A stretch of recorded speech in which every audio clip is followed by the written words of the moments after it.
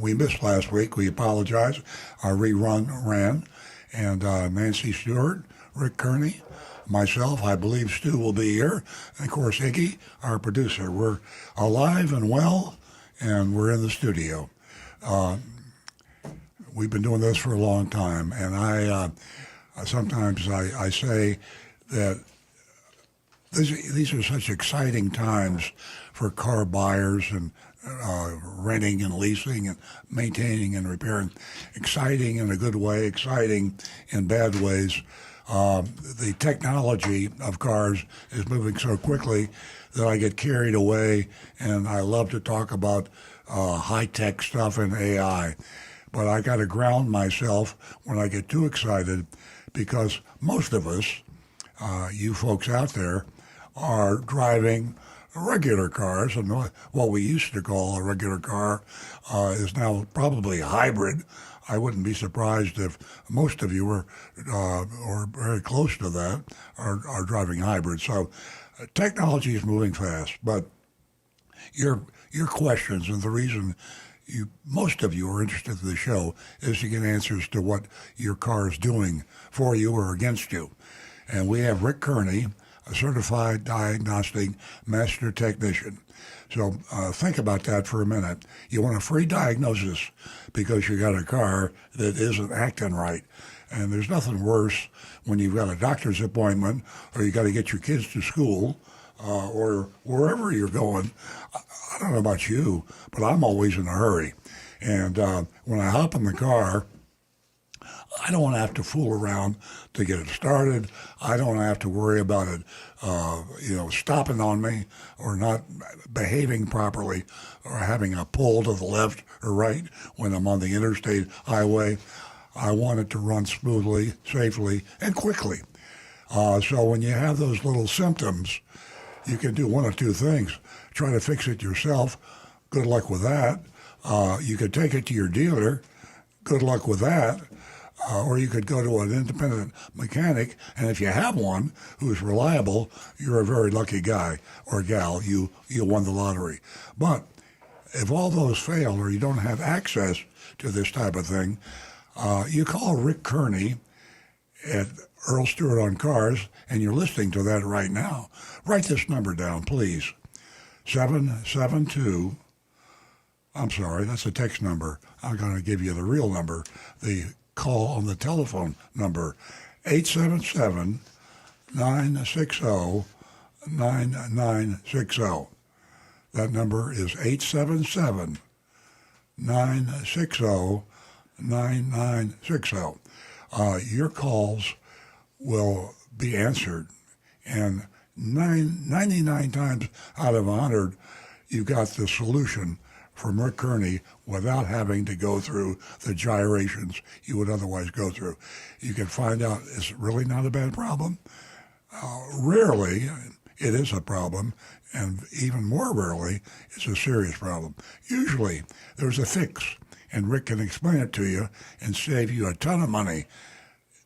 And if you take it into a mechanic you don't know, or a service department at a dealership, you could end up spending thousands of dollars when you don't have to.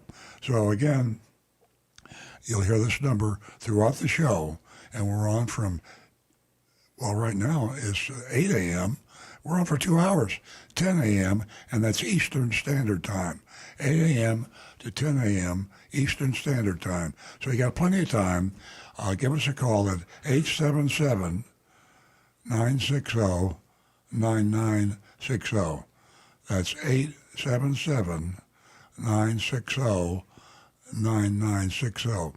Now, there's another thing that makes this show interesting, and that is Nancy Stewart, who's sitting right across from me, and I see her now. She's working at her iPhone. She's probably reading some messages from women.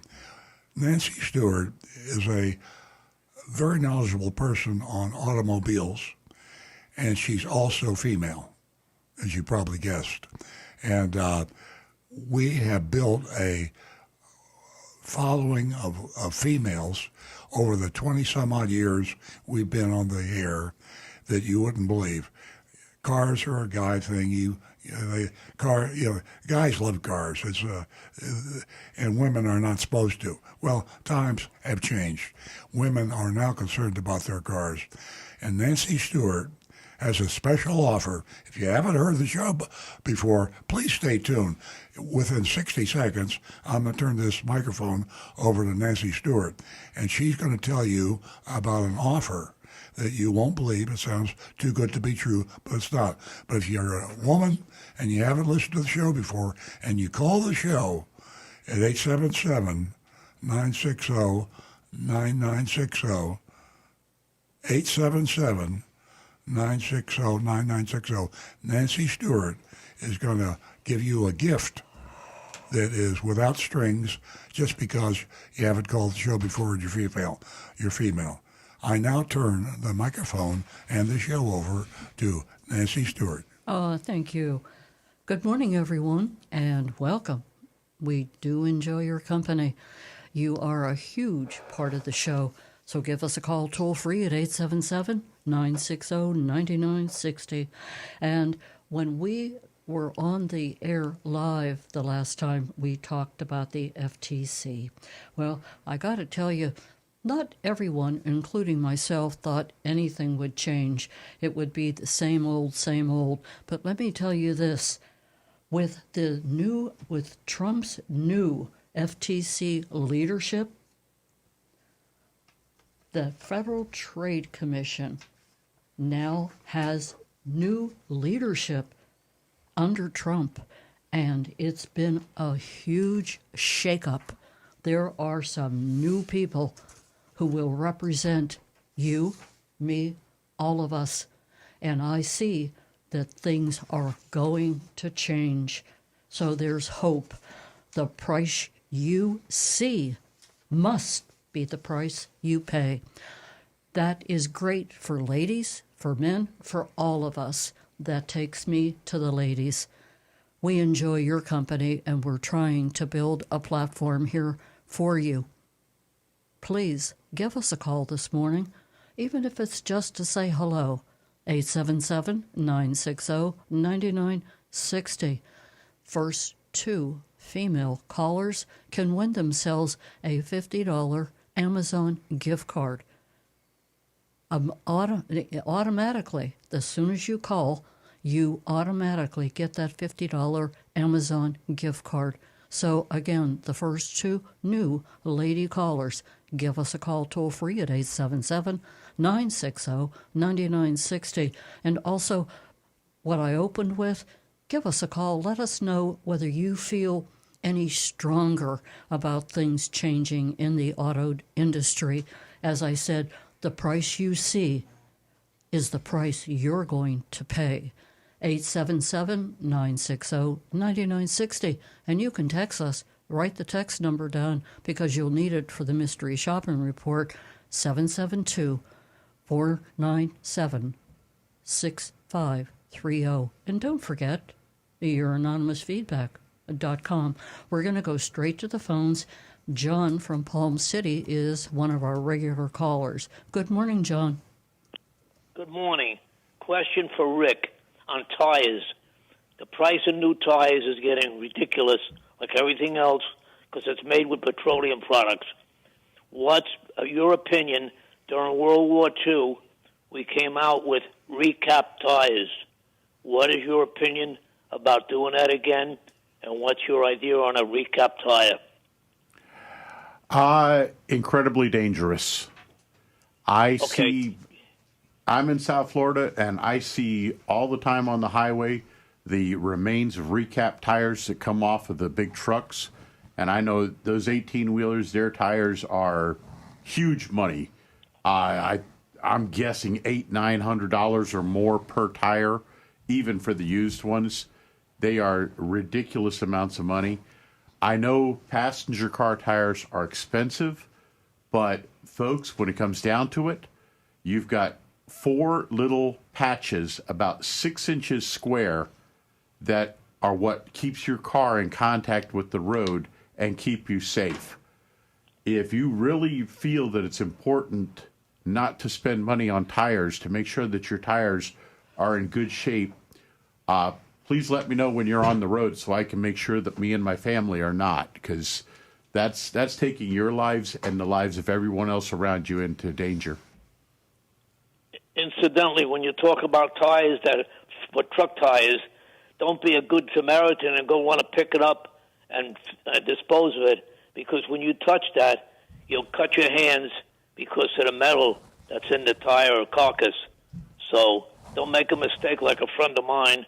He picked it up being a good Samaritan, and he really cut his hand touching that remains of a tire.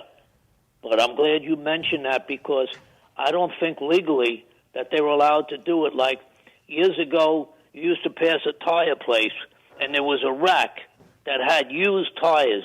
They were takeoffs. Yep. They still had good tread on them, and I believe by law they can't do that anymore because of the liability involved in it. So you don't see those racks anymore, right? They still, a lot of places will still sell used tires. They just kind of do it on the quiet. But yeah, that still happens. And it's something that it can be extremely dangerous, because you don't know what damage might have been done to that tire and whether it's still safe to be on your car. And just as a quick story with those, I call them gator backs, those big chunks of rubber that you'll see on the side of the road. Years ago, when I was riding a motorcycle, I couldn't see one in time. I wound up hitting it with my tires. I rolled right over it, but it actually slapped it up and hit me in the back of my calf. Ooh. And I had some pretty good puncture marks there on the back of my leg, just from the seal belts of that little piece of rubber. So yeah, it can be dangerous. If you see one on the road when you're driving, if you can safely avoid it, it's best to do so. But if you have to, just keep your wheels straight, let off the gas, and roll over it, and then keep driving. And if your car seems to have any issues, have it checked out by a mechanic. Well, that's good advice. One fast thing, too. People are confused. It's as simple. Every tire is DOT, no matter where it's made. It's DOT qualified. And the big thing we have to know on it is a 4-letter code, simply stated. You'll see that like 2625 simply means that tire was made the 26th week of 2025. So be aware at the code date, because there's certain associations like National Street Rod Associations. If you want to enter a car and get it inspected with them, and if it's more than 10 years old, they won't let you come in and they won't safety check it. So tire codes are very, very important for people, and be aware. Absolutely. Well, thank you. Thank you for information. My pleasure. Thanks for the call, John. You're welcome. That's one of the least understood and one of the most egregious mistakes, let's say, the government is making now, because we all know that the age of a tire is important, as John pointed out, and it's recommended that you don't buy a tire that's 6 years old or older. And you would think that they would want to give you a clear indication of the age of the tire. They could have put, I mean, what is the date today? It's we write the date. We see it on the newspapers. We see it on our iPhones. We see it all the time. I mean, you could put March 2026 on the tire. I mean, why do they use a secret code? This isn't World War II. The Japanese are not trying to bomb our tires. Exactly. So if you're going to let people know when they buy a tire, put the date on the tire. And if you got a law, or if you don't want us to use old tires, help us. But our government sometimes is beyond stupidity. Now I'm going to have to shut myself up because I'm starting to get emotional.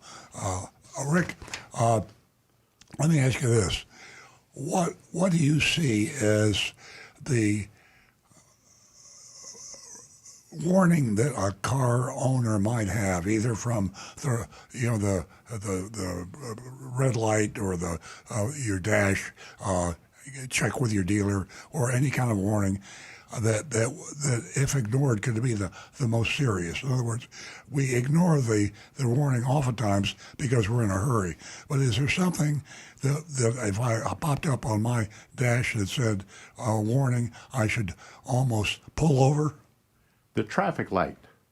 As odd as that sounds, you'll notice on the lights on your dash when you start the car up, 99% of cars use 3 colors: red, amber or yellow, and green. If you see a green light, something lights up and it's bright green, it's not a worry. It's usually just an informational thing. Hey, you've got your headlights on, your daytime running lights are on, something like that. If it comes up and it's amber or yellow, that's usually a caution thing, just like a yellow light on the traffic light. It means this is something you want to get checked out, but it's not an emergency. You don't have to pull over right now. You need to just, when you can safely get off the road or safely get somewhere, get this taken a look at. If it comes up red, that's the big indicator, stop. But in the older cars, there was a check engine light that's always red. So, check engine lights are always amber. Oh, they are now? They are. Did they used to be red? Nope. I'm colorblind, so. No, they've always been amber. And things like your oil pressure light, the coolant warning light with no cars overheating, those have always come up as red. Yeah. Several others that might come up as amber are like your tire pressure light. Yeah. Because you might have a tire that's just getting a little low and not in a danger range. Yeah. Also, Rick, in our cars, and this just happened last week, I believe it was, Earl, that there was that constant noise alerting us that there was something off in the vehicle. Yeah. Yep. The color was amber on the dash. Yeah. And I began to look around, but still focusing on the road, and what it was your seatbelt. Yeah. So that's amber also. Yep. It was very deceiving because, like I said, I was driving, and I'll call it the emoji, it looked like as if that it could have been related to the tire. Yeah, that's a great example. Because of the shape of it, but it was the seatbelt. Yeah. But these colors that Rick mentions, not everyone knows this. Yeah. Well, I didn't know it. That's why I say it's kind of like looking at the traffic light. Yeah. Red, yellow, and green gives you just kind of an indicator of how concerned you need to be at that moment. Mm-hmm. Exactly. Ladies and gentlemen, give us a call, toll free, at 877-960-9960. Don't forget that text number, 772-497-6530. We're going to go back to the phones, and we are going to talk to John. And John is calling us from West Palm Beach, and he, too, is a regular caller. Good morning, John. Hey, good morning. While listening to the best of Earl Stewart last week, something was brought up. Don't remember what it was, but it reminded me to bring this up. First, I want to ask you a question. You do this auto self-driving, the FSD, full self-driving, right? Yes. When you leave the garage, do you automatically turn it on, or do you turn it on once you start driving? I'm going to let Nancy answer that question because she's doing most of the driving in the family right now, and she's a passenger, but she pushes the buttons to get us going. Nancy? How long do I have? John, it is, I'm going to say, the roll of the dice. Right now, the Tesla is learning, still in the learning stages. So to answer your question, sometimes the Tesla will back out. Excuse me, let me back up for a second. I'll hit self-driving in the garage, and the car will back up. But then there's times, that she throws a tantrum, and she won't leave the garage. It'll not only back up, but when we back out of our driveway, we have a high hedge on both sides of our property. We can't see the street. And the autonomous car, because they have cameras on the bumper, 8 of the them. the bumper can see better than we can. So when she works, it's great. So here's the rest of my story. So on a good day, I can hit self-driving in the garage, and she'll cooperate. And as Earl said, because of the driveway, and it's pretty dangerous to drive out on the main street because we can't see the traffic, she does very well at that. But then sometimes I can't set self-driving in the garage, so I set the self-driving on the street, and then she proceeds. But then on our way back, she's on self-driving, but she passes up the house, Yeah, the I don't know where- driveway. we don't know where she's going. Headed somewhere. We don't know where she's going. So then I have to deactivate her. But then there's other times that we come into our neighborhood where we live. She's on self-driving. She takes us right to our house. She goes up the driveway, and listen to this. She goes right into the garage. It's, well, say, as I said, a roll of the dice, but it is just an amazing moment. If there was a camera, if we were on candid camera and anyone could see Earl and I and how happy we are that the Tesla, the self-driving, is a completely 100%. I mean, right now I'm like excited, like I won the lotto or something. It's just an amazing experience with her, and you never know what she's going to do. Well, the reason why I bring it up is last week I got 2 brand new tires in the rear. So, I turned the radio off, and I'm thinking, okay, how well are these tires doing? And it felt like the car was pulling to the left. And I'm thinking, oh, what?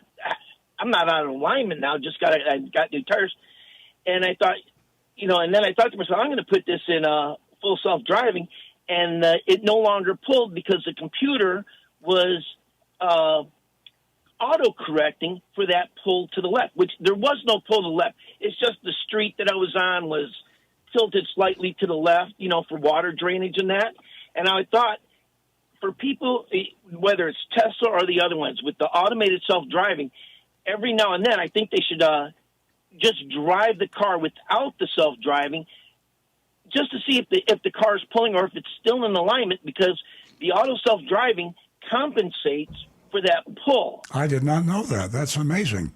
And John, that is a very good idea. And there are times that I do not use self-driving. It's almost like I'm testing her. I'm testing, all these cameras just to be sure that we're safe. But as far as obstacles, you mentioned water and different things. Our Tesla, it reacts to construction, to anything and everything, and it could throw her completely off. I was saying before the show, John, that Teslas perform better fully autonomous in an area where there are a lot of other Teslas, like California and South Florida. There are a lot of Teslas. Every Tesla in South Florida is in the brain, in the computer of every other Tesla. So if you're going on a trip, your Tesla on autonomous sees all the other Teslas on I-95 or the Florida Turnpike or 45th Street or wherever you're going. And if there's an accident, if there's a backup, if it's gridlock, it'll take a different route. So it's really cool. You have to have faith sometimes, because Nancy will say, why are we turning here? We're going there. I said, maybe there's a traffic buildup on the way we normally go. And sure enough. Indeed, there is, definitely. Yeah.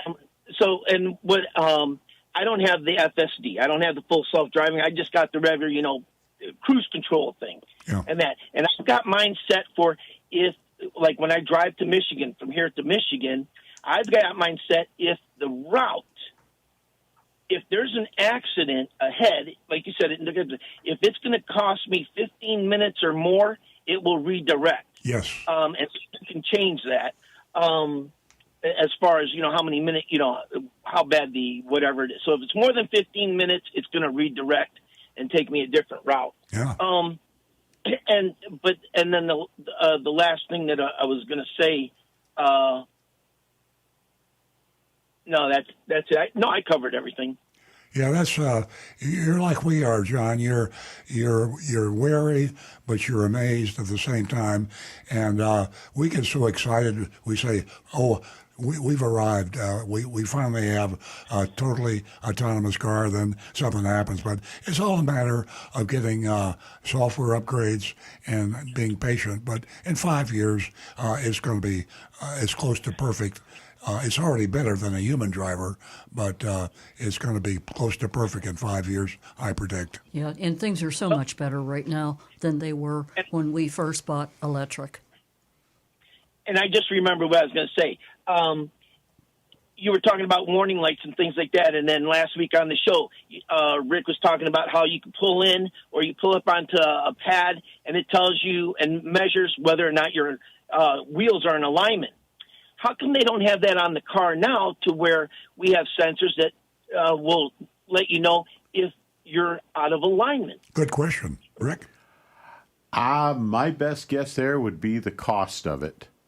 I mean, bear in mind that every time you add a new feature onto a car, you've got to be able to justify the cost of it. And alignment issues really now with modern suspensions, unless a component is bent, it's really difficult to put a car out of alignment except for the toe adjustment. So I would say the manufacturers just look at it and say, do we really want to spend the effort to try to, track down a way to measure that while a car is in motion? Okay. John, it's always a pleasure. That'd be my best guess on it. It's always a pleasure talking to you. We enjoy your company.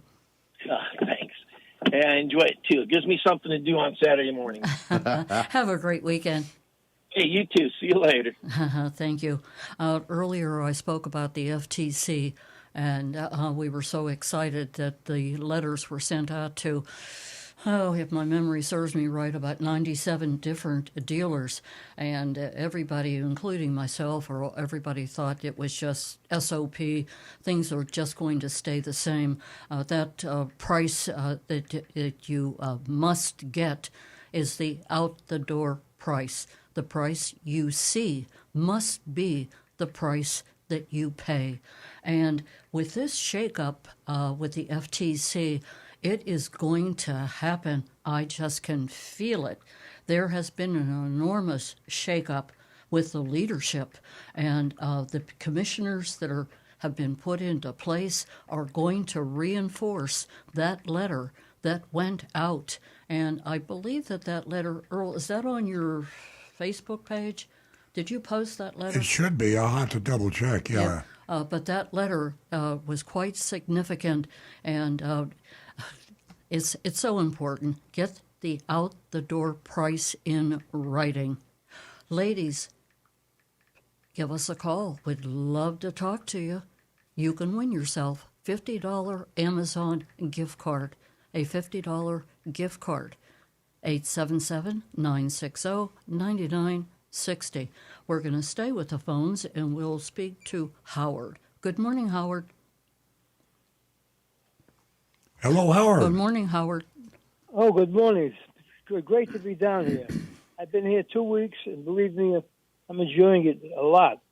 And I hope you all are feeling well. And I have a couple of questions for you.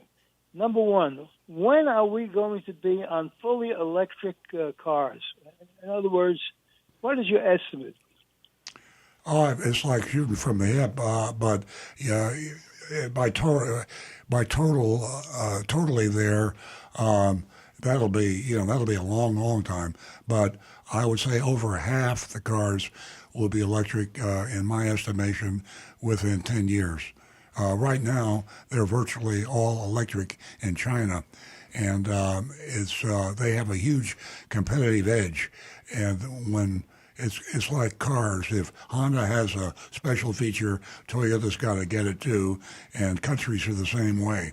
So America wants more than anything else to lead the world in auto production, and with China nipping at their heels and being ahead of them in electric, you're going to see total electric vehicles, I think, within 10 years. And the big idea here for us is that they are becoming more affordable. There's more people driving electric than ever before. Why? Because they are more affordable. Howard, you remember back in the day, we're showing our age right now, not everyone could afford a microwave oven. They were so expensive. Everybody's got a microwave oven now. It applies to so many different things. And the price of an electric car has come down enormously. But let me tell you this. A microwave oven then would last much longer than now. I don't understand it. What's happening with the quality of these, microwave ovens, refrigerators? They break down much more.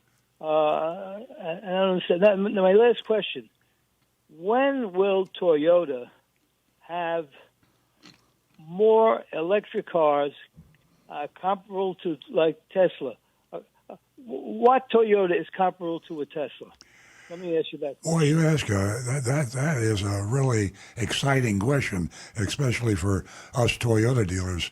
And as you know, Toyota elected to go late into EVs, which was interesting because they led the charge with hybrids.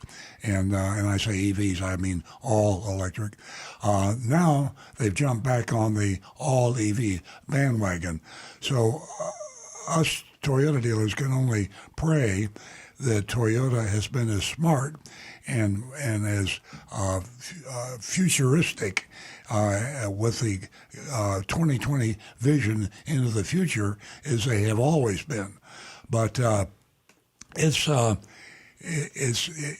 matter of profitability, demand, and it's very complex. But I got to tell you, I'm not being prejudiced now because I'm a Toyota dealer. I think Toyota will outsell a Tesla and possibly even put them out of business when the time comes. Right now, Tesla looks like a giant, but Toyota is already a giant. And when they say they're going to do something, watch out. Rick? This note from Donovan, he says, for the caller, Toyota has one EV now and 3 EVs coming this year. Sadly, as far as EV goes, they are 2022 specs. Yeah. So, yeah, Toyota needs to step up their game on the EVs, but they put so much into hybrid that now they're going to make that transition. We've been Toyota dealers for 50 years, and I've seen them from the Toyo Pet junky little car all the way up to what we have today. And I will never underestimate Toyota. They're the largest manufacturer in the world. If there's anybody that can kick China's fanny, it's Toyota. And maybe it's a little bit of prejudice on my part. I really believe that Toyota will be the dominant EV maker over Absolutely. Tesla. Yeah. They will prevail. Yeah. Rick? Donovan also goes on, he says, as far as the EV part of the car, they're still far behind, but Tesla is falling behind also. The European brands are coming with cars this year that are 3 years ahead of Tesla specs. Yeah. So, well, when you've been in business as long as Tesla, and the cool thing about I meant to say Toyota. Toyota has been in the family business, which is something unique. Tesla doesn't have that. Nobody really has that. No manufacturer. So there's an ability for Toyota to think about what would my great-grandfather have done. I mean, what would my grandfather have done? And my father. I mean, it's really kind of interesting because of the Japanese culture that they have this. They don't care about the next 30 days. They don't care about the next 30 weeks or the months. They care about the next 30 years because they know that 30 years from now, a family member is going to be running that dealership, or should I say manufacturer. And so I could be wrong, but I still think, and I'm talking to Donovan now, I think that in spite of Toyota's seemingly short-sightedness in electrics. I just have a hunch that they know one hell of a lot more than we know they know. And they're going to lead the charge in electric. Well, he says, Donovan comes back to say the BMW i3 coming at the end of the year will have a 440-mile range and can add 250 miles of range in under 10 minutes of charging. Yeah. Wow. Yeah, but but they don't have the infrastructure. BMW is electric car. Toyota is a car for the people, all the way from the lowest price car you can buy, all the way up to the highest price car you can buy. They're in every country. I mean, to compare BMW to Toyota, there's just absolutely no comparison. If BMW invented the world's perfect electric vehicle today, they could not outproduce and outsell Toyota. And by the time they tried to get their infrastructure built up and their manufacturing capacity built up, Toyota would be on the job and way ahead of them. So I know I'm challenging an extremely smart guy, Donovan, but I'm betting that Toyota will just kick Tesla's ass before this is all over. I think I have to agree with you. And as far as Japanese culture, it's a culture like no other. The work ethic, the people, who they are, and that's what makes them a strong, very powerful auto industry. Yeah. For lack of another word. Okay. Well, listen. Howard, do you have any other? No, I'm on too long. Let me give someone else a chance. Thank you very much, and have a pleasant day. Bye. Enjoy your time in Florida. Okay, ladies and gentlemen, give us a call toll free, especially the ladies. $50, a $50 Amazon card if you give us a call this morning. The first two new lady callers, the number is 877-960-9960. And have you ever gone into a dealership and the dealership and the price that got you in the dealership wasn't the price that was advertised? What did you do? What happened? Did you leave? Did you stay? My question again, have you ever gone into the dealership and the price wasn't what they advertised? What happened? That's a pretty important question because it's happening a lot today. 877-960-9960. Let's go to Barry, who's been holding from Tampa. Barry is a regular caller. Good morning, Barry. Good morning, everybody. This one is primarily for Rick.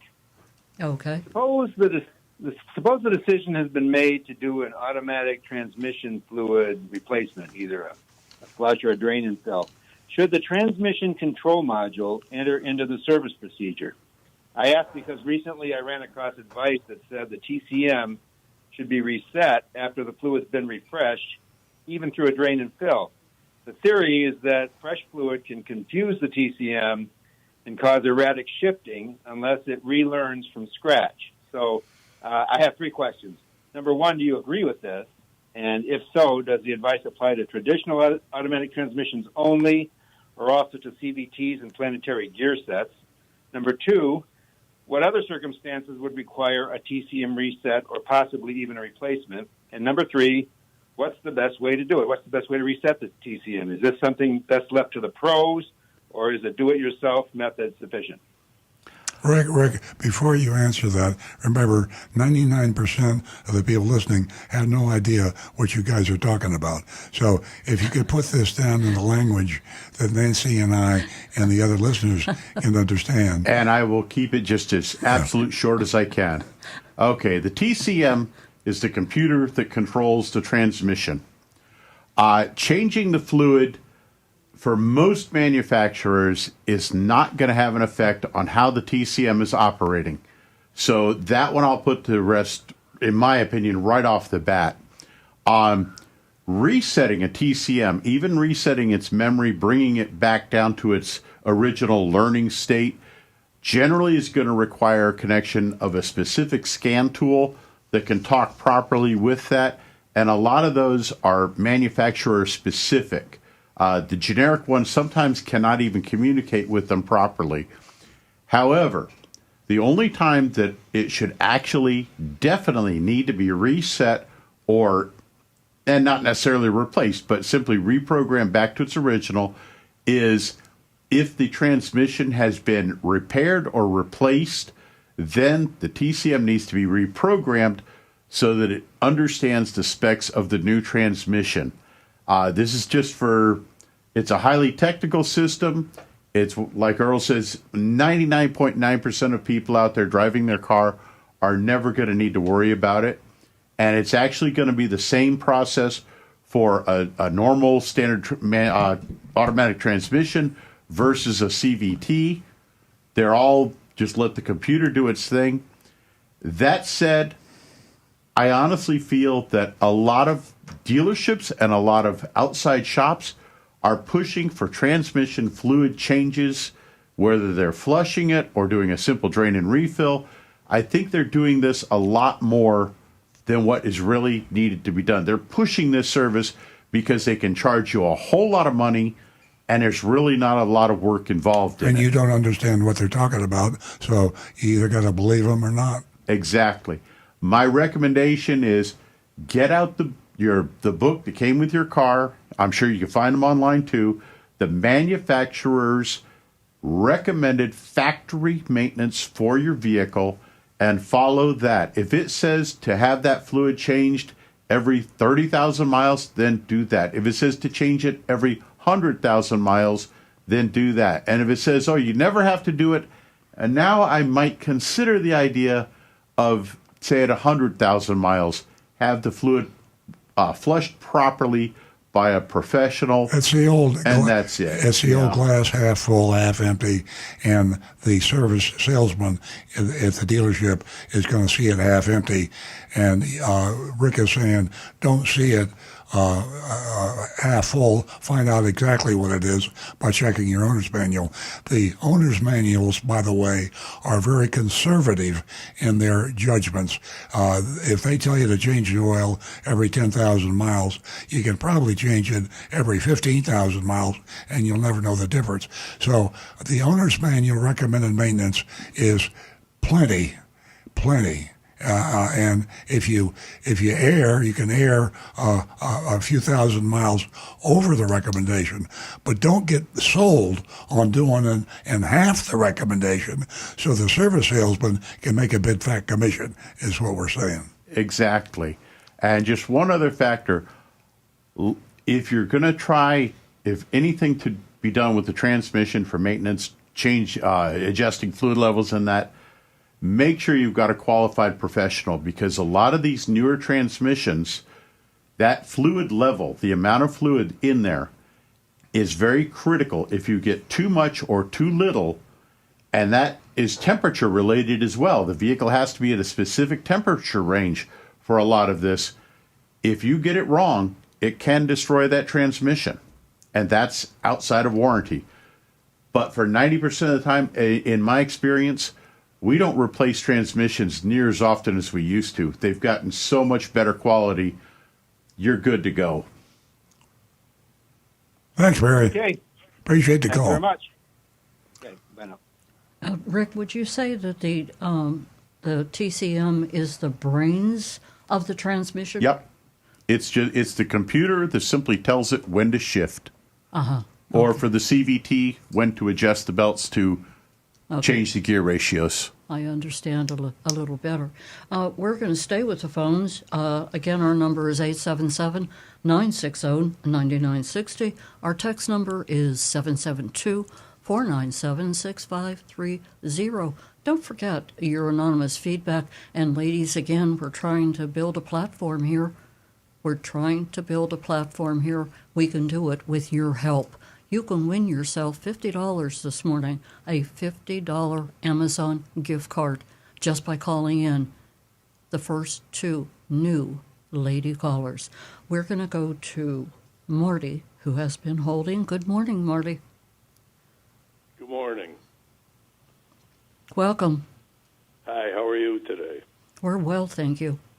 I have a question for both Nancy and Earl. Do you think Tiger Woods would be better off getting a self-driving Tesla before he kills somebody? Yeah. Could he function with one of those? Well, that's a great question.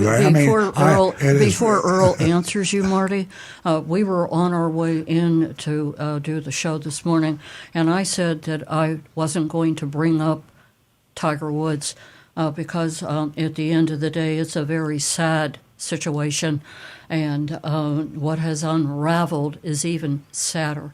When you think about the fact, let me take it to a different level. This story could have been much worse. He could have killed somebody. But I think Marty's question also brings out. You also told me, Nancy, about, or it might have been Rick, about somebody that recently was pulled over for DUI. He passed out, and his car was on autonomous, and the car was driving fine. And I guess an alert policeman saw that he was slumped over the wheel and pulled the car over, and the car was driving fine, and they put him in jail for drunk driving. I think the Tiger Woods incident, without getting personal with Tiger Woods, who I happen to think a lot about as the world's greatest golfer, he and Jack Nicklaus, I think, are amazing people for what they do. But I think that the accident would not have happened had he been on autonomous. Yeah. And that's a lesson when you have a situation which you said could have resulted in a fatality because apparently he was under the influence, not alcohol, but drugs. And the fact is he could have got home just fine and safely in an autonomous car. Yeah, we wouldn't even be having this conversation, to answer your question, Marty, if he would have been driving autonomous. Yeah, I mean, it's not like this is only the first time. I mean, he definitely has a problem. Exactly. And, well, I think it's a problem. I think it's a problem with speed. Yeah, that too, right. But can you, if you're drunk or on drugs, will the autonomous work, or do you have to do something to get it going? Not the way it should. The autonomous requires oversight. And, for example, in our autonomous Teslas, if the cameras inside the cockpit, inside the car, see that you're not paying attention, you get a warning buzzer. And if you're like suddenly in a big snowstorm or rainstorm and the weather conditions are dangerous, you get a warning buzzer to tell you to take over control. So if you're passed out at the wheel, you're not upholding your half of the bargain with autonomous. So until autonomous becomes near perfect, you're not going to have a law that says a drunk can get in the car and push a button, and that's not going to happen for a long time. Okay. Well, I just hope that he gets help so no poor person that's minding their own business gets killed.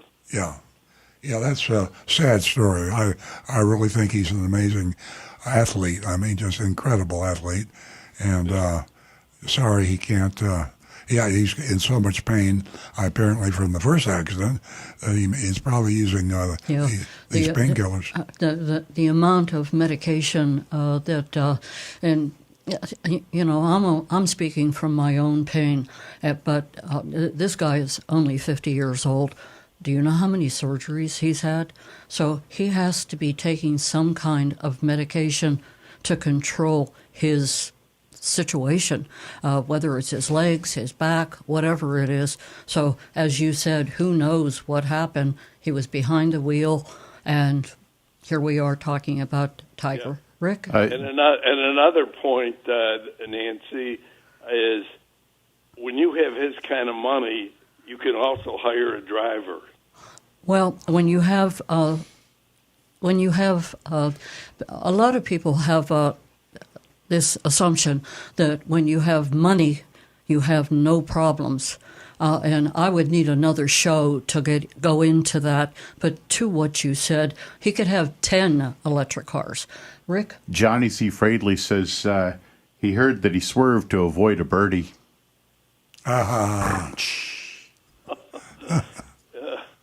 Okay, I'll crawl under the desk now. I'm sorry, Rick. All right, I just feel that if there's a way, if you're going to do drugs or drink or whatever, you should not be driving no matter what. No. Let's wrap this up. Yeah. Here's the bottom line. If there ever was an argument for fully autonomous cars in the true sense of the word, and they're almost here. They're not here yet, but let's say 10 years from now they are here. If you do have a problem drinking or with prescription or other drugs, then you will, for all you drunks out there, it's going to be the best news you ever had.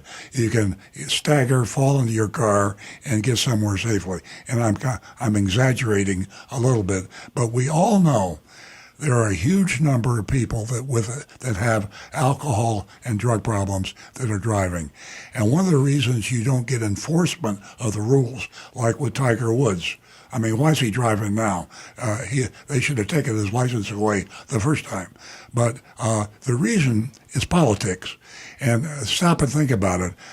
How many of our House of Representatives, our state senators, and our other elected officials have drinking problems? So if you really want me to be crude, a drunk is not going to change the rules to make drunk driving a really bad thing. So because too many Americans in places of influence are drinkers. Getting away with it. They're getting away with it, and that's the reason the laws don't do it. But autonomous cars, in spite of the politicians, will solve that problem. If you're going to drink, and I don't think you should, if you're going to take drugs, I don't think you should, but unfortunately, that's what happens. You get yourself an autonomous car, and then I'm okay with it, because you're not driving the car. So, Exactly. All right. Well, thanks for your both of your opinions. Thanks, Marty. You're welcome, Marty. It's always great speaking to you. Have a great weekend. 877-960-9960. Give us a call. Give us a call. Have you gotten the out-the-door pricing?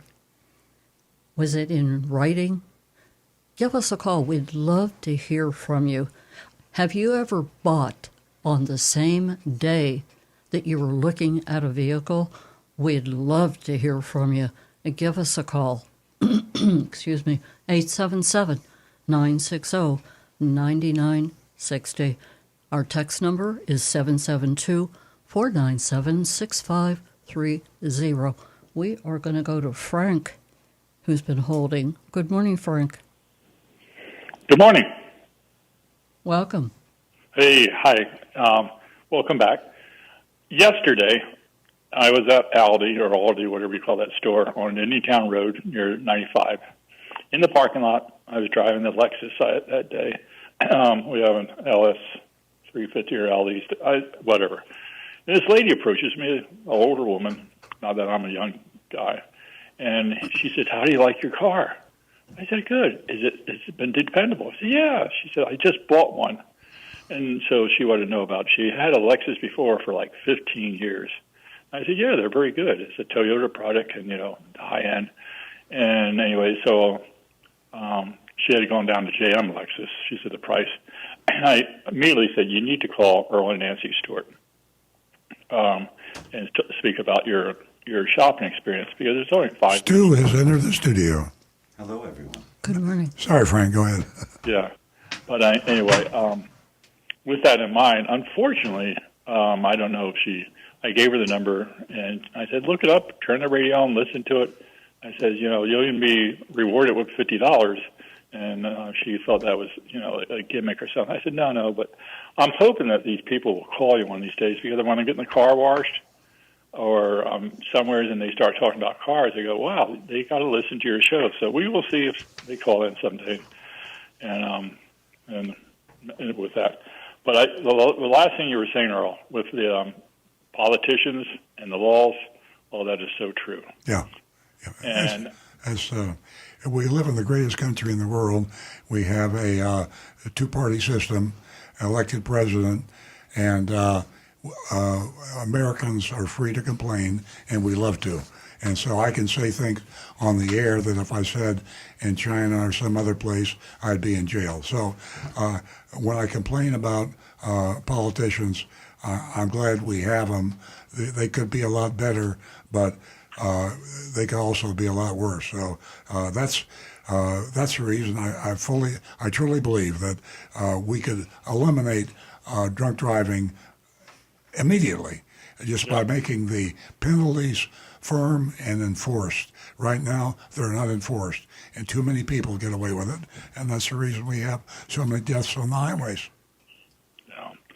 The other thing, too, my memory, if it serves me correctly, at one point, some of the cars, actually for people that were drunks, had something installed that you actually did a breathalyzer test before you let the car start. Yeah. Is that just a bad memory, or is that something? No, that was a great idea that never got off the. And you'd have to make it a law, and the people that you elected to office won't vote for it.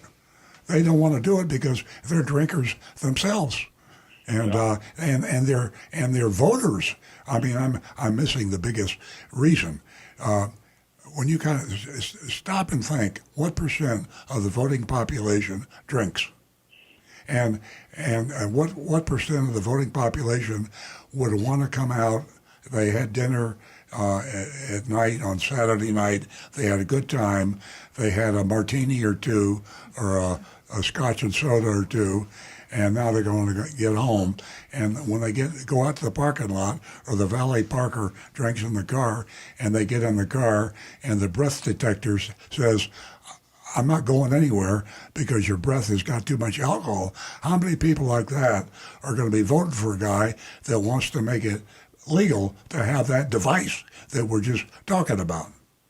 Yeah, very good point. Very good point. Two more quick things. You made me think about autonomous cars. As a child, watching the Jetsons on TV, they get in their little car and zoom off they go. Now back to another thing. When someone brings their car in, trades it in, and you take over the title and stuff, how long does it take? I mean, normally you would just, if a car came in still with a balance due and it was held by Bank ABC, would that title be free to be changed to the new car buyer that bought the car from that dealership? Is there like a time limit, 10 days, 20 days? If there's no liens, a lien check is run on the title, and that's very quick. It's just a computer search, so it should just be a couple of days. The only thing that delays it from being instant is that there's a flow of paperwork that goes through. There's a lot. We're doing 250 cars, something like that. That's so. But yeah, it can take a long time. And out-of-state titles can be problem. Yeah. But in some dealerships, and I think even at our dealership at one time that we've fixed, inefficiencies can slow that down. And there are dealerships that they get a lot of complaints. Where's my title? And so it's about just having a good process, but it shouldn't take too long. Well, let's just say, and this happened to us. My wife and I went and bought a nice new Mercedes-Benz. It was a trade-in on January 6th, and they took my check and cashed it over. It was a high in the six figures. And the title still showed the original owner 50 days later. And we haven't gotten the title, and we haven't got the paperwork for the... That's a violation of the law. I think the Florida law is that you have 30 days to change the title. Mm-hmm. And so you could really get the dealer into a lot of trouble, and you could call the Department of Motor Vehicles, and that's a violation. He could get a violation, which is very serious for a car dealer to get a violation from the Department of Motor Vehicles, because they have the power. Unlike, if I was a Lexus dealer, even Lexus would have a harder time terminating my ability to do business than the Department of Motor Vehicles. With a stroke of the pen, the DMV can put a dealer out of business. So when you complain to the DMV and they send a written complaint to a dealer, you get their attention immediately. Okay. Yeah, because 50 days, we were getting ready to go on a cruise. Yeah, 50 days before the cruise, it was still in the other person's name. Yeah. But when we got back, it was now 60 days, and it's now blank, but it still hasn't been assigned to us yet. So we'll see. All right. I'll go in there and chat with them again. Okay. Thank you, Frank. You all have a good day. Thank you for Thank you, Frank. yeah.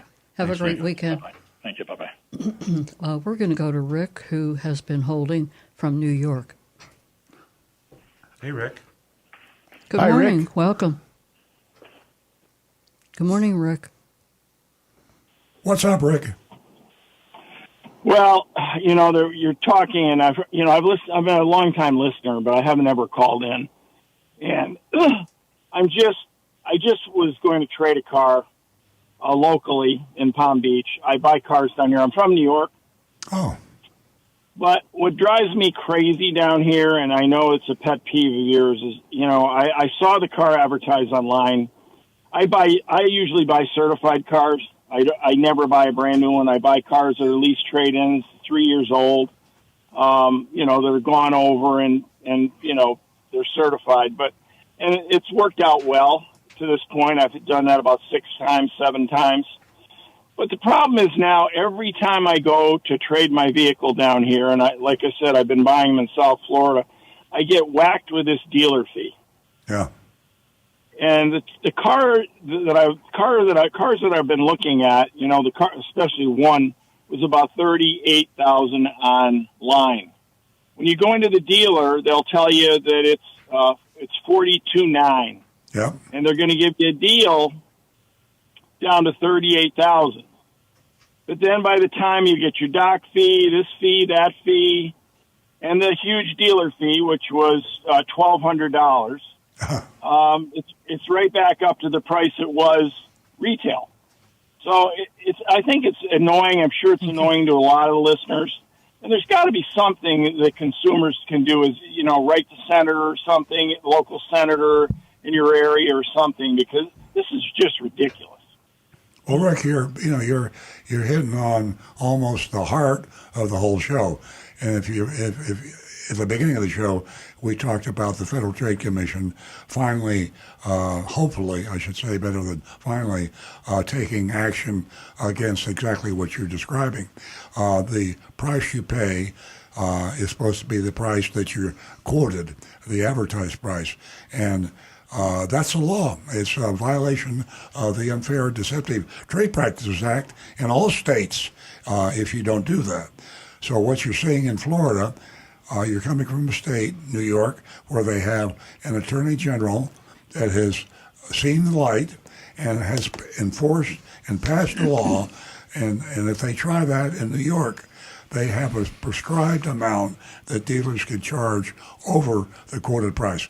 I don't think they should charge anything over the quoted price, but right. At least when they put it in the law, everybody's got to be the same thing, so you can compare and make your decision. In Florida, you can pay $1,000, $10,000, $500. Every dealer can make up anything he wants and add it to the price. So I feel your pain when you sell or buy a car in Florida. It's a nightmare. And this new action by the FTC, I guess I'm a cockeyed optimist, but I keep thinking that we're close to having the laws enforced, but there have not been so far. I think you ought to consider reporting. That's, I think, how you get the attention is consumer. I don't want to say report. It's not consumer reports. Consumers reporting to the FTC violations. Yeah. So there's a website. I'm pretty sure it's on earloncars.com. Yeah. But if not, I'm sure a quick search. It is? Yeah. It's a whole new. EarlOnCars.com, and there's something you could put a complaint in to the FTC. There's a link there to the FTC website where you can put in a complaint. And you can also, for anybody who's just, if you Google FTC complaint, that'll take you directly there too. But we have a lot of good links. We have a whole new Federal Trade Commission now, a new chairman, and 4 of the 5 members are new, all appointed by the current President Trump. And the last commission we had was just totally worthless. And they tried, allegedly, to do something, but it never happened. Now, the current commission is taking aggressive action, and they have, the thing that makes what the current Federal Trade Commission different is they have notified the dealers directly. They have notified the 97 top dealer groups, which I will estimate represents over half of all the car dealers in the country. And the large dealer groups have got a huge amount to lose if they violate the law and the Federal Trade Commission goes after them. So that's the reason I'm hopeful that what you're complaining about will be corrected soon. And Rick, how do you feel? I'm not sure whether you were listening to the beginning of the show or not, about I made an announcement that the commissioners, everything has changed. The people that are in charge now, that Trump has just put in charge, are really coming down on these dealers. And I think that there's some light at the end of the tunnel. A couple of weeks ago, we talked about the FTC and the letter that had gone out to, I think it was like 97 dealerships. And our listeners that had called in thought, nothing's going to happen. Nothing's going to change. The price that you see must be the price that you pay, isn't going to happen. How do you feel now that there has been a so-called change of command with these new commissioners? I hope that things change, because I think this is pathetic. I'm a senior. I'm on limited income. I try to buy, like I said, a 3-year-old car that's, somebody's turning it on a lease that's in good shape and everything. But when I come down here now, and I used to buy my cars in New York, and I may start buying them up there again because, like I said, I'm not going to pay this dealer fee. This is ridiculous. Mm-hmm. And I actually went to a couple of different dealers. When I saw that price change that much when I was shopping the last month, I went to a couple other dealers down in the Lauderdale area, and they, believe it or not, their dealer fees were higher. Yeah. And it just, I just walked away and said, you know what, I'm just going to drive what I have. It's discouraging because it's a ripoff. We all know it. And for it to continue to go on, hopefully these new people that Trump's put in, I'm not trying to get political on this show, but, hopefully these are honest people that see that this is a total ripoff to the consumers. And I know your show, because I've been listening to it for a long time. I listen to it every winter down here, a little bit in the summer on iHeartRadio, and I admire what you do, and hopefully you're going to get through on this. Thank you, Rick. Appreciate that. Okay. I want to also add to everybody listening, if you just go to ftc.gov, all the complaint form is right there. It's right on the front page. You don't have to go hunting. ftc.gov, and you can report as soon as you get there. That's very helpful. You can go right to it. Yep. Frictionless. Okay, let's go to one of our favorite people, Roadrunner. Hi, Roadrunner Steve.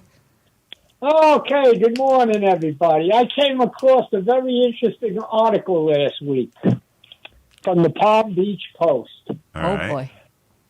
Auto Dealer Service Department, number 1, Southern 441 Nissan.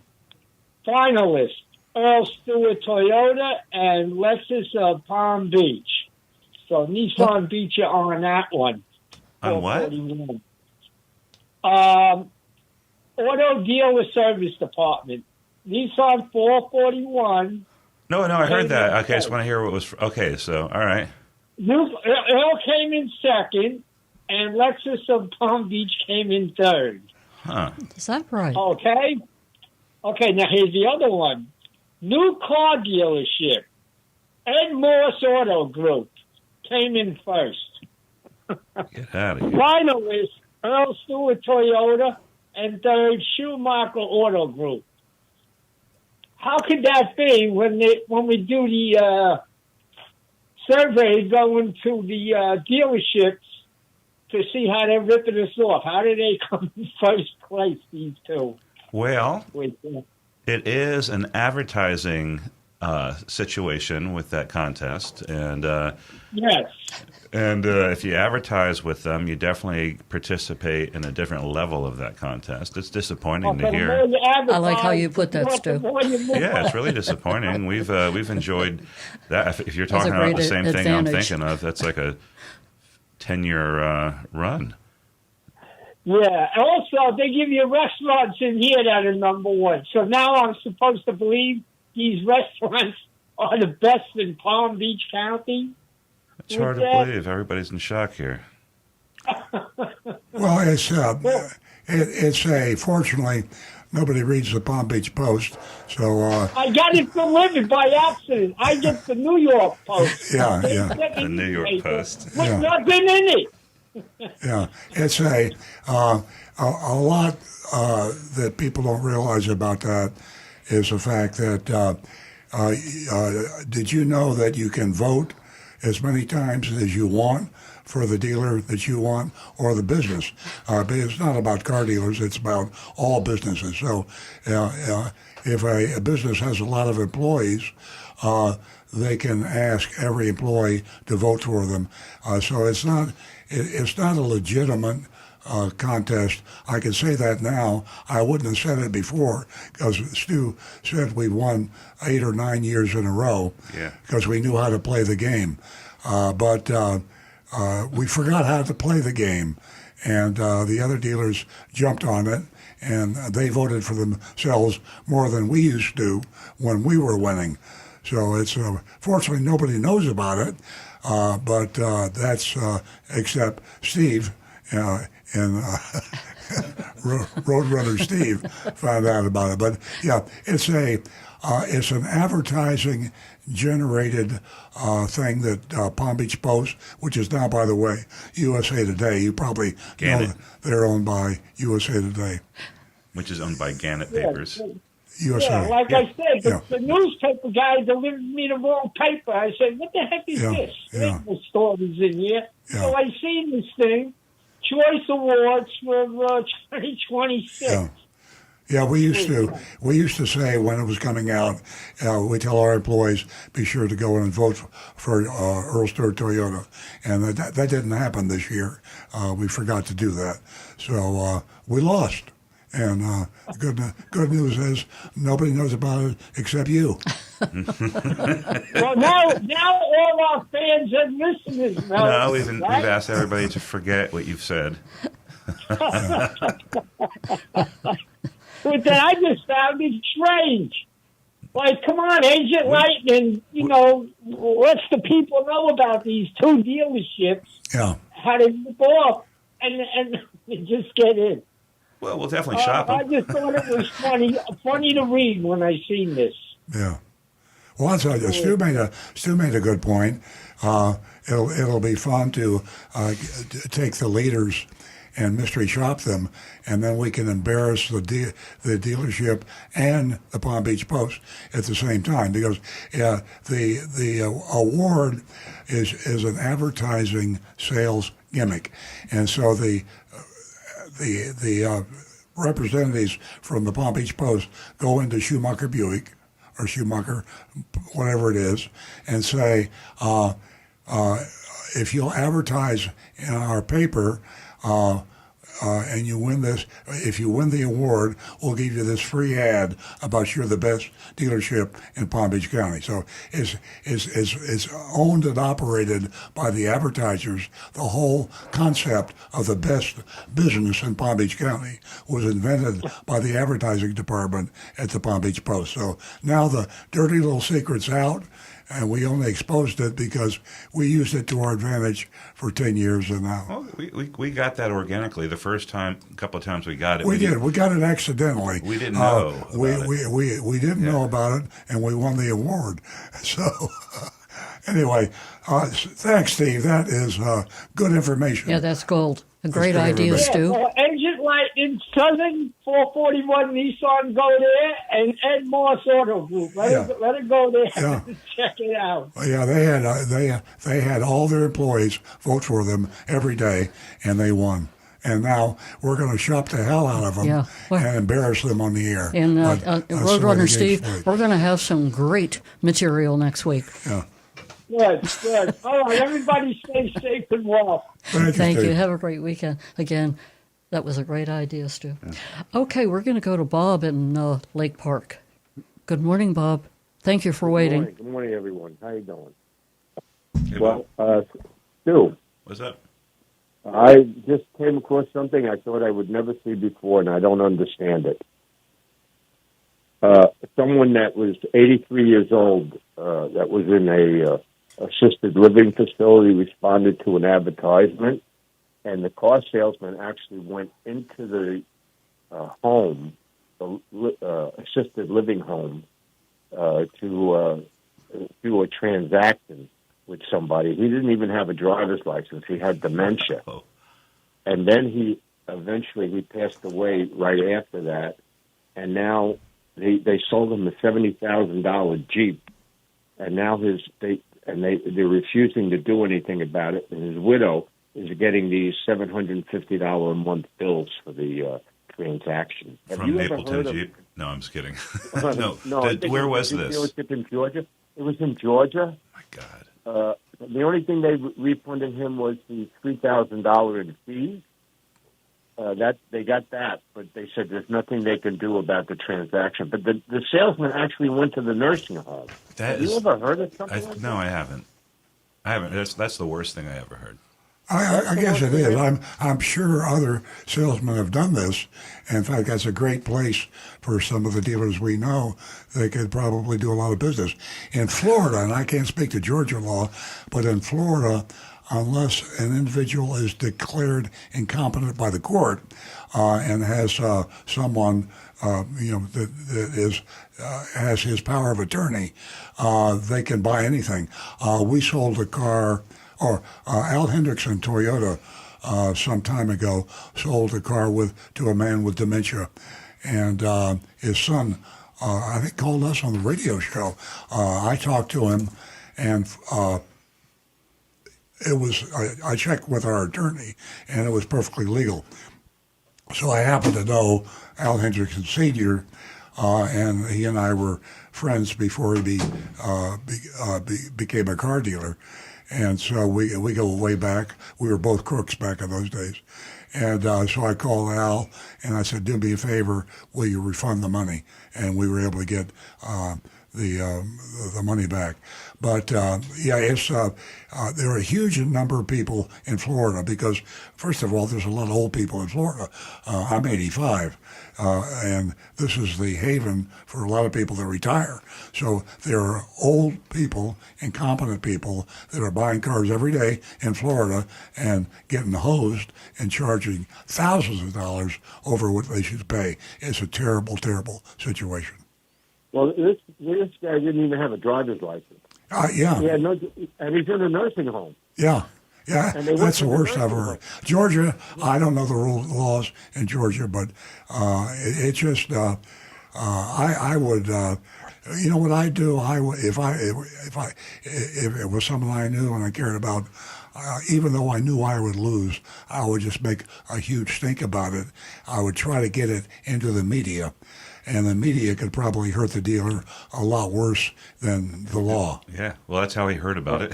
It was in the media, but they didn't. But they stopped at just refunding the fees. They kept the car in their name. They refused to. Yeah, I'd keep it in the media. I would hammer them to death. That's despicable.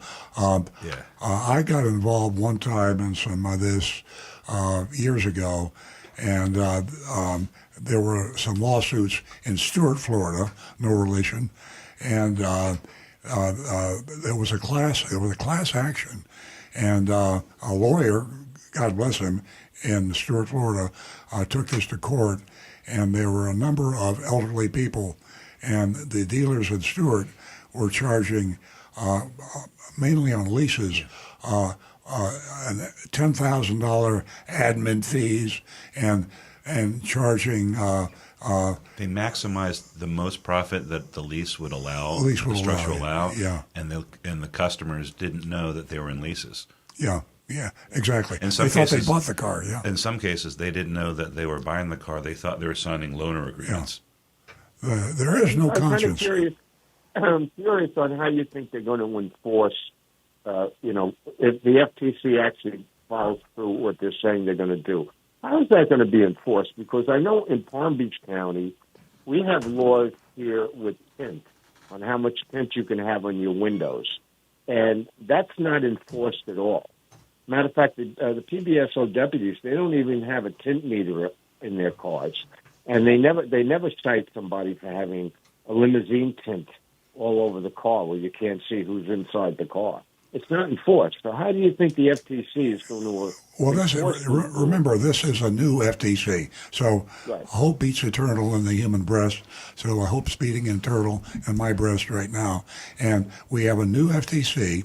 And the big thing that makes this different is this FTC went directly to the dealers.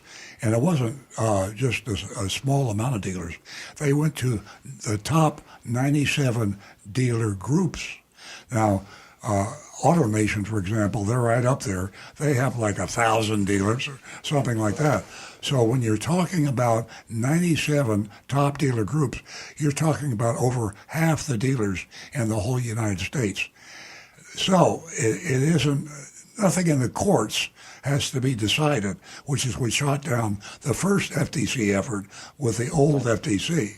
So if this FTC is serious, and they can enforce it, AutoNation or Penske Auto Group or any of the other Morgan Auto Group would be afraid to buck the FTC. Remember, a lot of these big groups are publicly traded companies like AutoNation, and they have the Security Exchange Commission. So if the Security Exchange Commission comes after AutoNation, it's the end of the road for AutoNation. So they will have to comply.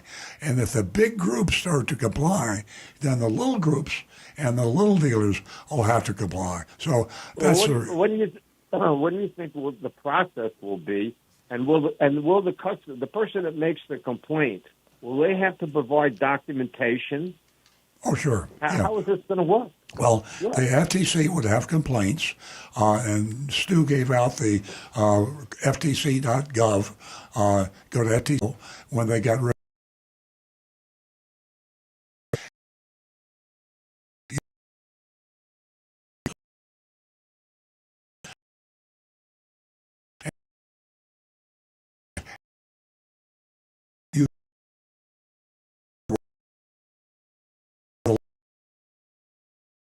Then we got them.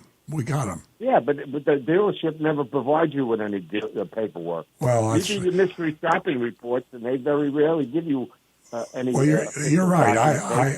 You're right. The attention can't be gotten by this radio show and our mystery shopping report. I want to just jump in there. We have a picture. We get a photograph of almost a shopping report. Yeah. We have. It's easy. I mean, very rarely do they say you can't have this. In most cases, then she just takes a picture of it while they're holding it. And that's that's not an official document that you take a picture. Well, but the FTC wouldn't use that. I mean, they're not going to go. And then the dealership. This is the thing is. Let me just jump in. The violation of the law occurs in the advertisement. So you can't erase an advertisement once it's out there. So all you have to that's the whole thing is you have to advertise price has to include all of the extra fees. And so if they issue an ad that you don't have to get a copy of that. Excuse me, Stu. Bob, with what Stu just said and also what we just told you about the commissioners that have been appointed, I mean, there's been a huge shakeup. And these people these commissioners are very, very serious now. Does that change how you feel? Do you feel stronger that something will change, that the price you see must be the price you pay, so to speak? I don't know. I'll believe it when I see it. Yeah, me too.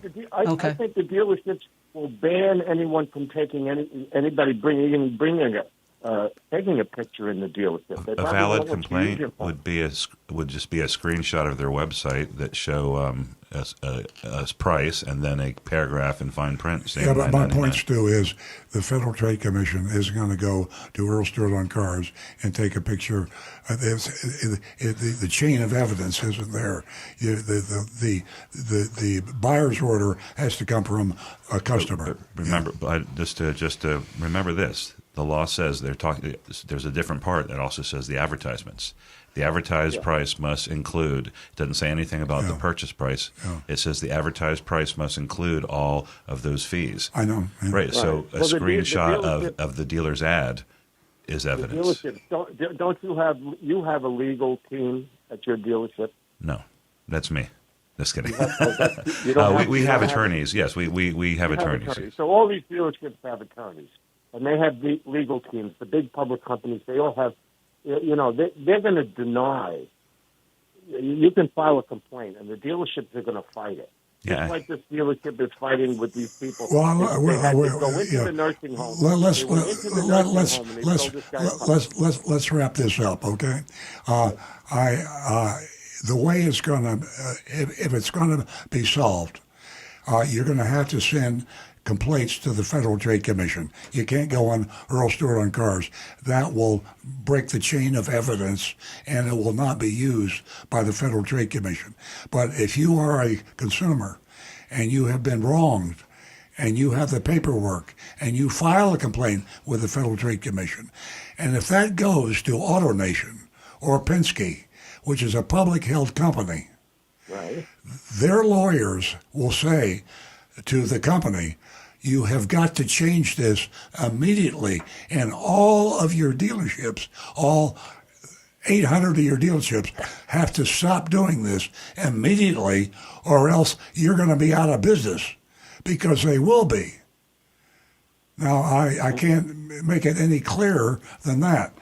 If the Federal Trade Commission, which we think, because it's all new, has issued the warning directly to large publicly held dealerships, if you complain, any individual, folks out there listening to the show now, if you've dealt with an AutoNation store, let's use them because they're big, and they did not have the real price on the car they advertised and charged you more, if you file a complaint right now at ftc.gov, you're calling their bluff, if they're bluffing, because they have said that they will tell AutoNation that they broke the law, a publicly held company. And if that happens, AutoNation will turn honest overnight. I can't make it any clearer than that. Mm-hmm. When I see it, I'll believe it. Bob, to what you said, I'll wrap this up by saying I respect you for your opinion. So many of us, like you, have been burned for so long. And as you said, I'll believe it when I see it. But the information, that I received and Earl received, a week ago, it gave us hope because of the chain of command that has been changed. So thank you for your call. And well, you guys have a great weekend. And if I see it online, I'll call you in and let you know if I see something like that happen. But, thanks, Bob. I'm looking forward to speaking to you. I'm not quite sure when that'll be. But have a great weekend, everybody. Thanks, Thank you. Bob. Thank you. Have a great weekend. I do want to say just out to all the listeners in general, because I don't want to limit the number of potential complaints out there, and I just confirmed it with my coach. An advertisement alone without a transaction is enough to trigger and is a valid complaint. So if you see an ad out there and you see a price, and if you want to bother looking the fine print and you see there's extra fees that are added to that price, that is a violation. Screenshot it with your phone, Go to ftc.gov and give them that screenshot. And if we have thousands of people doing that. Well, and I will tend to differ. I'll differ a little bit with ChatGPT on that because in my long experience New with the FTC Federal then. Trade Commission, it is a violation of the law simply to advertise it. But the Federal Trade Commission, if you're lucky, will we're emphasizing take the new action one. on an aggrieved customer, someone that was damaged. And, Right, and I get that. Yeah. But this is a new FTC, and they sent the warning, and they actually put in that warning the specific things they can't do. Technically, they could. And it yeah. included, Technically, and the they first thing they mentioned were the fees not included in the price. Yeah. That was Yeah. on top on the list. And ladies and gentlemen, like Stu said earlier, ftc.gov, let your voice be heard. Rick? Donald Salas is asking, he says, my problem is the dealer's worksheet never matches the salesman's worksheet in the lease. How would that work with the new FTC?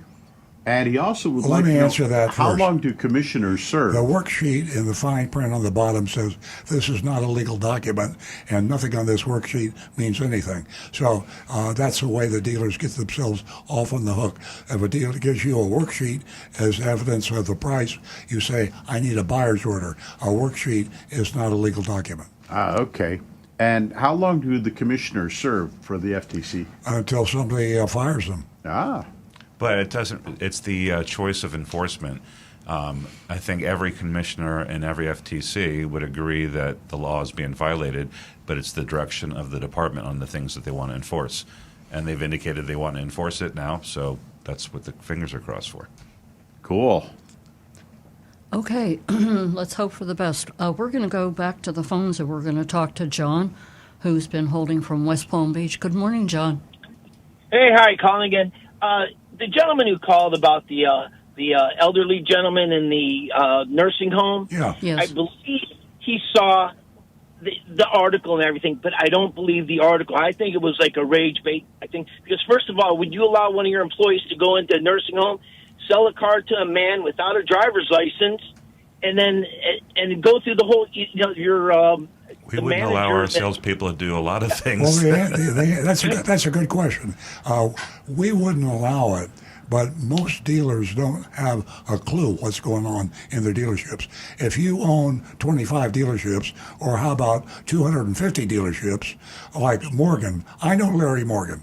Larry Morgan's a personal friend. I've known him for many, many And years. you, sir, are no Larry Morgan. He's got 250 dealerships. So if one of his salesmen in a dealership in Syracuse or Long Island or some other place goes into a nursing home and takes advantage of a elderly person, he has not a clue what happened. All they do is pay the commission, and the customer is taken advantage of. In fact, that's the defense that so many dealers have. Oh, I didn't know that was going on. How do you expect me to know about it? I have 200 dealerships. Their defense, their deniability is they didn't know about it, and that's what we have. That doesn't work with a publicly held company, and that's the reason if a violation of one of 250 dealerships in a publicly held company happens, the FTC goes after the corporation, and everybody can fall down because of the results of the act of one person. And this is a real story, by the way. I see it in the local news. It did happen. And they said... Douglas County, Georgia. Douglas County, yeah. And this is on WSB-TV, too. It doesn't look fake. Yeah. Okay, then here's my point. He went in. There was no co-signer. He signed for it, right? The family has no legal. They don't have to pay it because none of them signed for it. I don't think there was a co-signer. They didn't pay it. The guy paid for it. Did he pay cash or well, they have a $750 monthly bill. They don't have to pay it. If the dealer wants their payment, they have to go to the. What they should do is just let the guy's credit go back because he's 85 years old and with dementia in a nursing home, and he doesn't need to worry about his credit, so they could just let it go bad. But and same thing with the family. The family shouldn't have to worry about it either because they're not responsible. and they shouldn't be making any payments. Or maybe they feel responsible. I don't know. Anyway, that's a special case, and I understand exactly what you're saying. There might be some paperwork that we don't know about that makes them indirectly responsible. I don't know. But anyway, let's hope for the best with the FTC, and we'll see what happens. All right. Thank you. Bye. Right. Thank you, John. Give us a call again. Okay, I see by the clock it's just about 9:38. We have no callers. How about Anne-Marie's text? How about some texts and some your anonymous I got an feedback anonymous. and YouTube? I got an anonymous one here. And it's not spam. It's been, I don't know how they get in there. I guess they find the website. Yeah, right. Yeah. All right. A while ago, you had discussions about Car Edge. They have dealer ratings. Their ratings are a joke. Your dealership gets a well-deserved A with a score of 90 out of 100. I checked their rating on another Toyota dealership that I'm familiar with, and they received an A with a score of 90 out of 100. The other dealership has add-on fees, and during COVID added markups of $5,000 and more, as I was looking for a RAV4 at the time. Actually, I had a comment on that earlier on YouTube. I couldn't get it in at time, but Tom Steckel said that he saw on Car Edge that EST, Earl Stewart Toyota, got rated a C.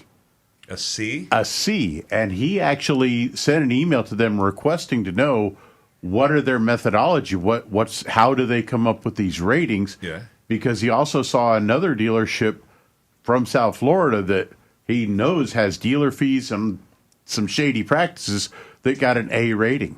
Well, we didn't want to pay for the service, and I don't know if that has to do with it. It originally was going to be a completely consumer support. We've had him on the show. He called the show. Yeah, before he started father-son team. Yeah. I have a hunch that what happens is they do their dealer rating by complaints, and if they let the chips fall where they may. First of all, they don't get a huge number of dealers. They're not a really big company. And if they have a dealer on their list and they get 3 complaints, and another dealer who might be better or worse gets 10 complaints, that affects the score. So it's just, we like to think we're better, but you can't always go on something like that. I think Car Edge, in the grand scheme of things, in spite of the fact that we show a C when we think we're better, I think they're a pretty good outfit. They're a small outfit, and they're doing, I think, what they think is a good job. And they're making money. They're making a lot of money with what they're doing. That is, Stu is right. We elected not to go because they want to charge, I think, $500 for us to join, and we thought that meaning $500 for every car that they sell for us. Right. So we said, look, if you charge us $500, we'll have to mark the car up $500 to maintain our profit, and we don't want to have to do that to our customers. So that's why we didn't join. Yeah, and also, folks, it's really best to read reviews carefully. Read them carefully. Look for patterns about pricing, pressure, hidden fees, everything. It is best to take a look at what is really going on out there, not just the star ratings. Okay, we're about ready to go to the mystery shopping report, and unless we have I've got Anne-Marie's right here. Yeah. Morning, Anne-Marie. She says, good morning. Cars have gotten so complicated with all the bells and whistles nowadays that it seems that one cannot possibly learn everything without a new car's features without a test or during a test drive. What can car dealers do about this? And do they have classes or videos to help buyers understand all the features of their new car after they bought it? I say go to ChatGPT. Some do, and some don't. The ones that do are in the great minority. There's a local dealer, Bremen BMW. A long time ago, I remember finding out that they had a full-time employee that did nothing but cover the car with the person that bought the car.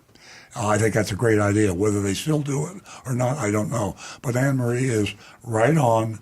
The cars are too complicated, not just for the customer, but for the dealer and for the people that work in the dealership.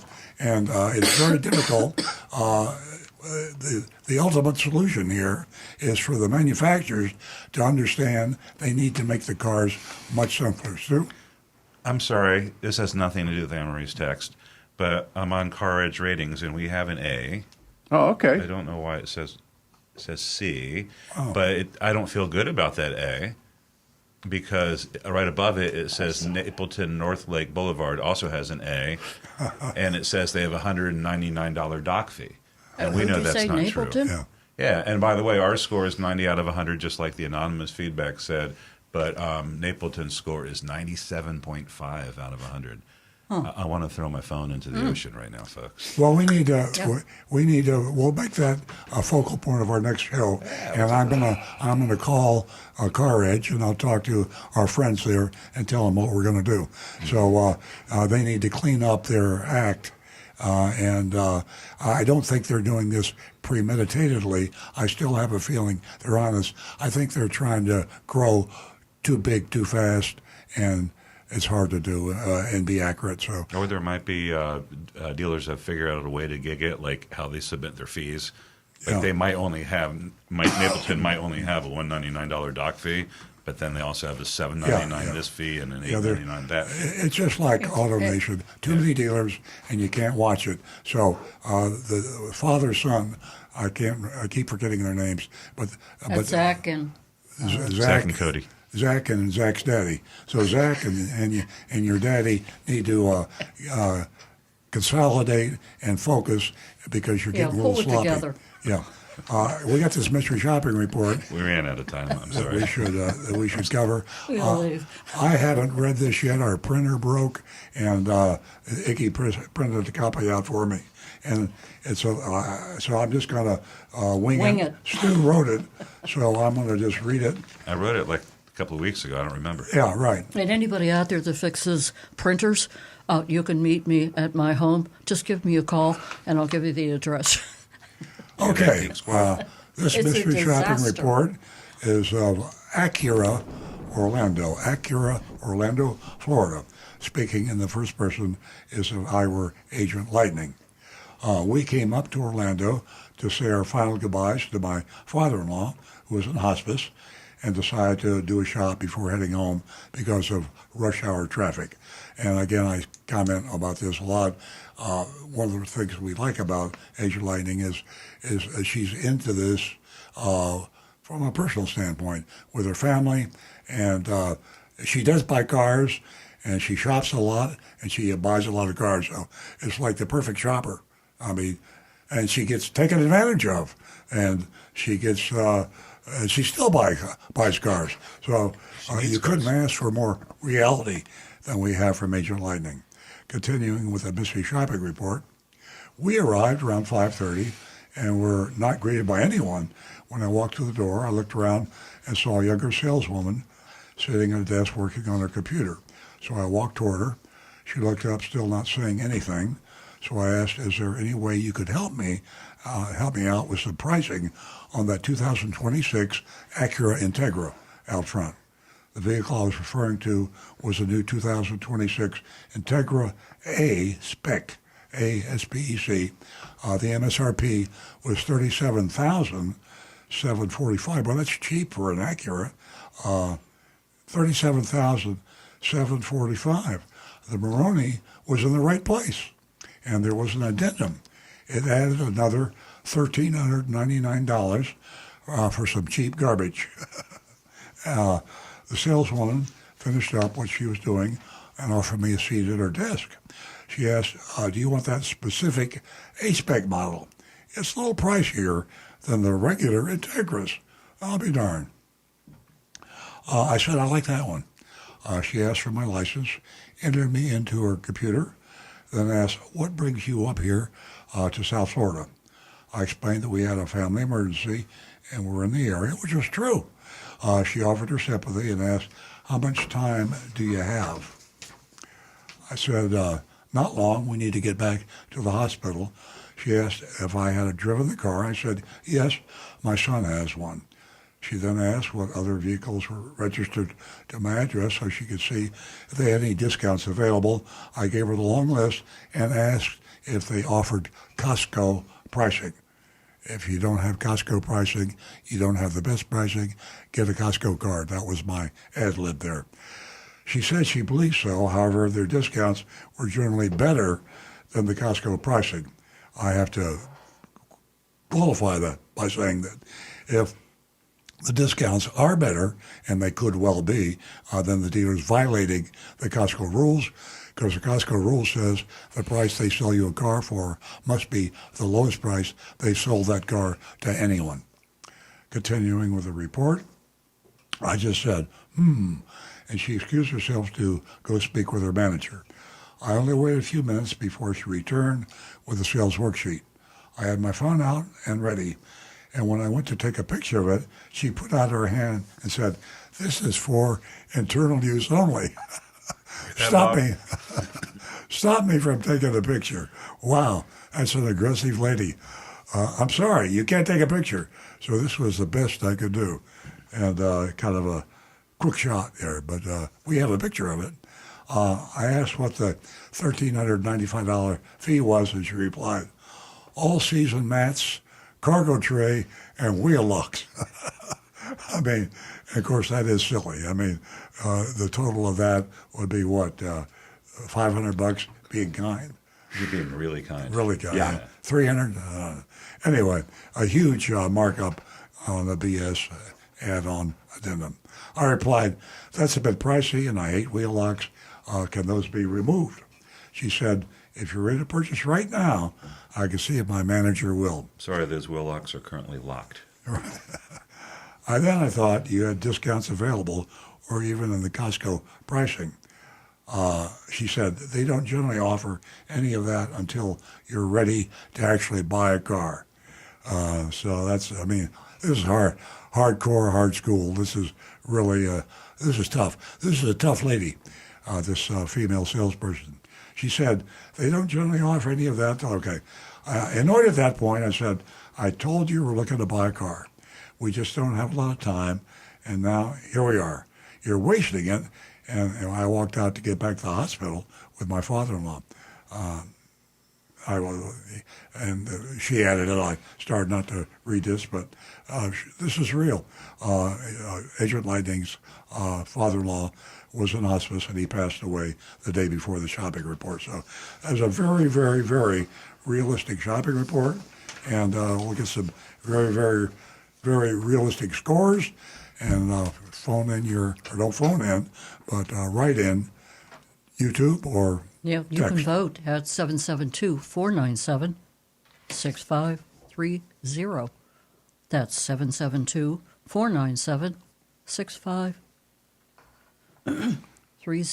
And we grade on the curve, so you new listeners, our old listeners know this, that we try not to give A's or F's unless we just feel we have no alternative. We usually score between D and B plus, but we have some A's and we do have some F's, but just a sprinkle.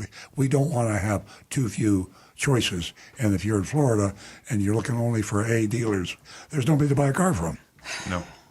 Well, there still isn't, really. Maybe one or two. Okay. All right. Here's my thoughts. It is worse than the average dealer in a metro market.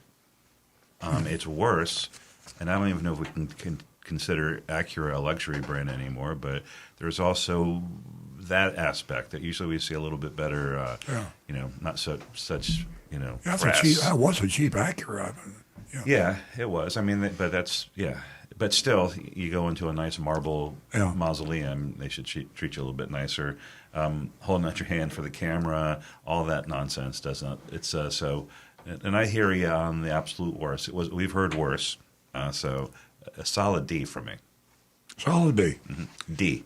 Oh, D. D. Of No, course. Yeah. no, B is B. Of course. No. Of course. Solid dog. Okay. Okay, well, I've got South Florida Two-Step says, fees are outrageous. The saleswoman was rude, especially by ignoring her. I give them an F. Saleswoman gets an F as well. Tim Gilliland says, can't take a picture? What are you hiding? F. Yeah. Tom Steckel, D-, $1,400 in addendums, fake taxable fees, and unwillingness to provide a real price up front. Orlando is learning from South Florida, unfortunately. Over here, this channel, nothing just yet. Let's see what we got for text grades. Jonathan in Palm Coast says, this dealership gets a C from me. The cheap garbage and internal use only documents cost them a better grade. An okay experience, but too many games for my taste. Bob from Maryland says the $1,300 add-on was a Mickey Mouse move. This was a tough salesperson. She was no Cinderella. It's an F. Oh, the Orlando references. No Cinderella. Frank says, from Jupiter Farm, says simply talk about old school. Yeah. F. Yeah. And we've also got, oh, they are coming in now. Brian Sidlatko, fake fees, not for me. D. Scotty Florida says D. Mark H says D. Aggressive, no transparency. Who cares if you need to go back to the hospice? We need the sale. Joseph Kelleher says D. The $1,350 added on is a big turnoff for me. Pilgrim Florida says, sorry, I cannot give him anything higher than an F. Johnny Z. Fradley, F. And sorry for your loss, Agent Lightning. Alina says, folks, any dealer with add-ons or phony Monroney sticker will not give you a deal. This is not their business model. Just walk away. And I believe she's counting that as an F. Cram says, F, walk out the door and lock the door behind you. Make sure we are all caught up. And yeah, looks like we're caught up on them. For me, I'm gonna hit them with the D-. I didn't like the attitude, the whole, oh, you're here for what? Yeah. You want to give them an F, though. I want to, but I will be lenient with the D-. I felt bad about my D after hearing all that. After all, like Earl says, that was a very low price for an Acura. Yeah, well, we don't care about the price. Oh, Kim Appreciates Life says, F for forget about it. Forget about it. I might know him. Okay, my vote, $1,399 for mats, wheel locks. That's not protection. That's profit. It's pure profit, plain and simple. And you know how I feel about all of that. I'm very consistent. I give him an F. F. Respect.